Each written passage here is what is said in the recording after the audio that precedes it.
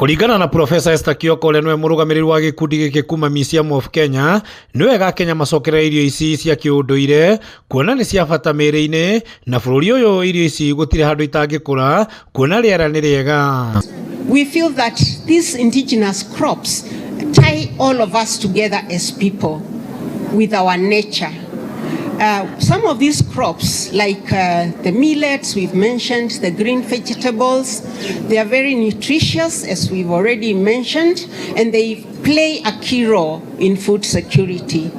And some of these crops also are very adapted to our climatic situations. Nake Professor Priska Tanui kuma University ya Moi akiuga Kenya ingi matiganĩire irio cia kiunduire kuma bururi ukofie mirire ya uthungu. For us to understand kwa nini tuliwacha chakula yetu, we must see our history. Nini ilifanyika ndio tukawacha soik, ndio at least atutumii sana vile tulikuwa tunatumia. Hapo nimeona mboga inaitwa Jepkimiet. Kwa nini hatutumii hizo mboga? And yet tunajua iko nutritious. So tulifanya hii research, tukaona vile ilifanyika. Na tuliongea na most of these ladies, most of these men, na tukaona ni shida ya colonialism.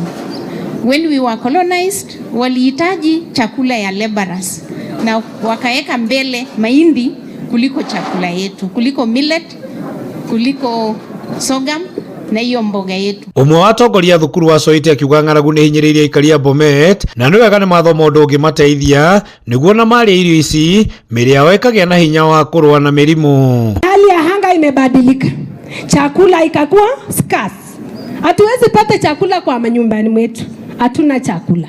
So what we are now doing, this thing of which we are reviving the indigenous crops, it will now bring what is called food security. Tutapata chakula. You have heard from the chairperson, like if we check these indigenous crops, it has a very high nutritional value. Hatuwezi kuanjeka ovyo ovyo. Andu-ini ha Inooro TV kuma mwena wa South County-ini ya Bomet, ritwa riakwa ni Wanyoike wa Mbugua.